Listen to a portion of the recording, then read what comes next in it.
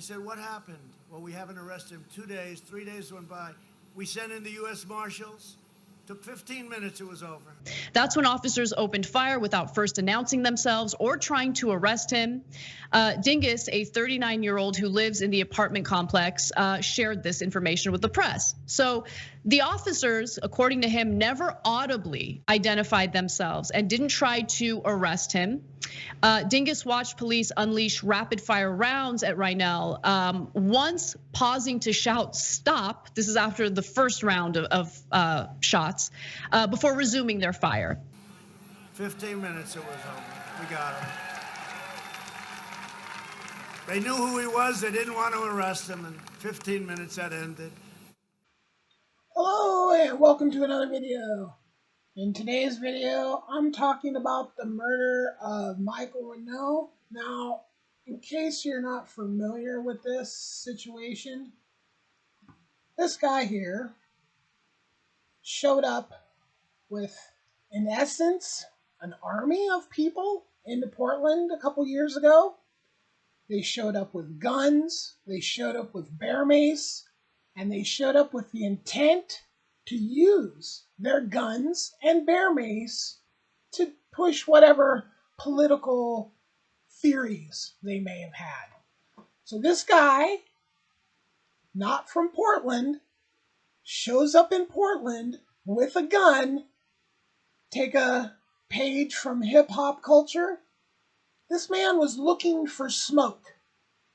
You don't show up to a city with a gun and bear mace and, in essence, an army of people with, and don't expect things to go down. No, this guy wanted things to go down. He was looking for smoke. He was looking for trouble. He showed up with a gun.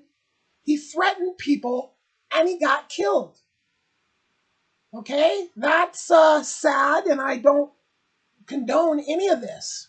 But then what happened is far, far worse than this guy getting killed, because this guy showed up into Portland looking for trouble, and then he got killed. So you really can't feel bad for this guy.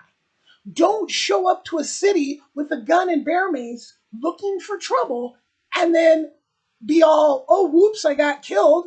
Yeah, no shit, Sherlock. Stay the F out of people's cities with your guns.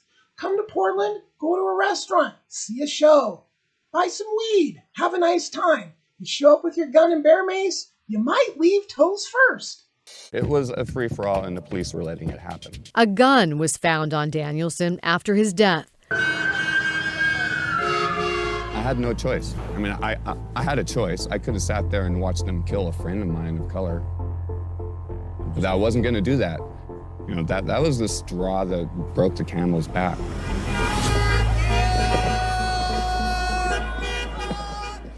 My name is Michael Reinoehl, born and raised Portland, Oregon, 48 years old. You know, lots of lawyers suggest that I shouldn't even be saying anything, but I feel it's important that the world at least gets a little bit of what's really going on, because there's been a lot of propaganda put out there. What I will say is that I felt that my life and other people around me's lives were in danger. And I felt like I had no choice but to do what I did. I wasn't even aware of what was going on. I was actually out with my son. We were driving through town and we happened to see hundreds of trucks with flags on them. And so I notified my friends of what I'd seen and finished what I was doing with my son, got home, and then received a phone call saying that it might be a good idea to come down there. Security may be needed.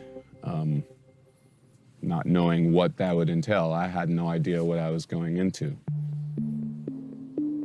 I used to really love this country, and I respected the flag and everything that it represented. But because of all this, every time I see a big truck, especially with a flag on it, I immediately think that they're out to get me. There were 600 vehicles.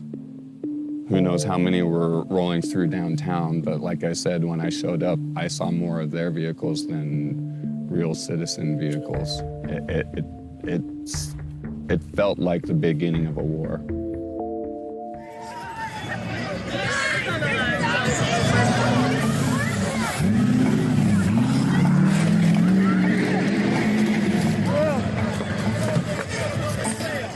It was a free-for-all, and the police were letting it happen.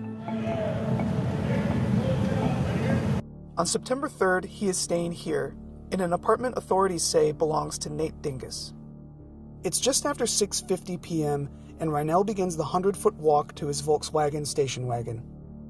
U.S. Marshals, alongside officers from local agencies, are parked in several nearby vehicles, including here, watching his movements. Reinoehl is only carrying a cell phone and a bag in his hands, says Dingus, who is watching from the parking lot. As Reinoehl reaches his car, two unmarked vehicles speed toward him. The SUVs stop a foot from the Volkswagen's bumper, boxing it in. 4 officers jump out. The officers claim that they shout, "Stop, police."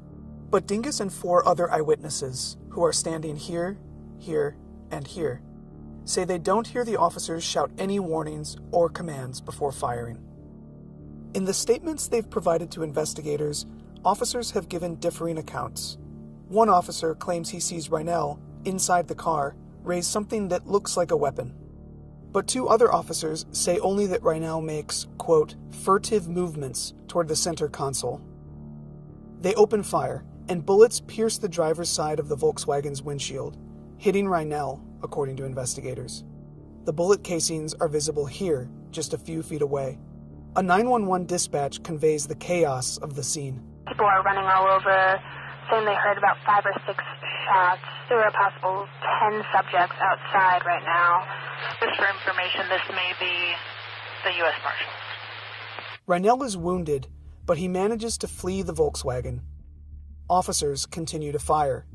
Reinoehl steps from behind a truck and into the street. One officer claims that Reinoehl raises a handgun, but other officers say that Reinoehl only reaches toward his pocket. A 5th officer arrives here in this area and opens fire along with the others. Reinoehl falls. None of the eyewitnesses on the street has a clear view. According to investigators, 4 officers fired their weapons around 30 times.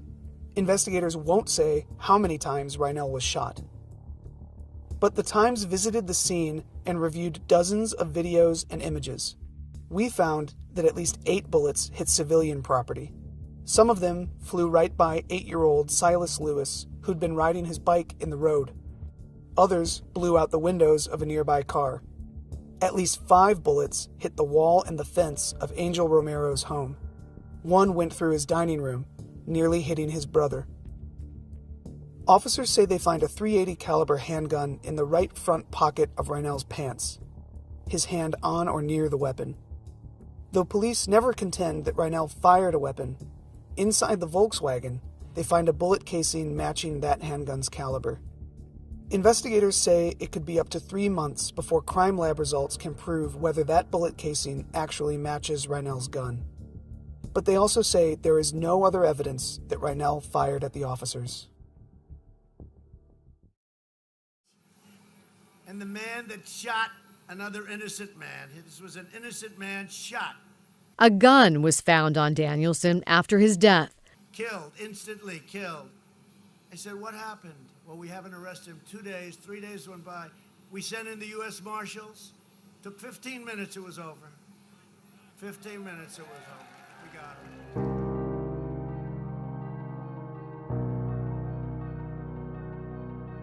And just to reiterate, you feel that it was totally justified? Totally justified. Had I not acted, I am confident that my friend and I'm sure I would have been killed.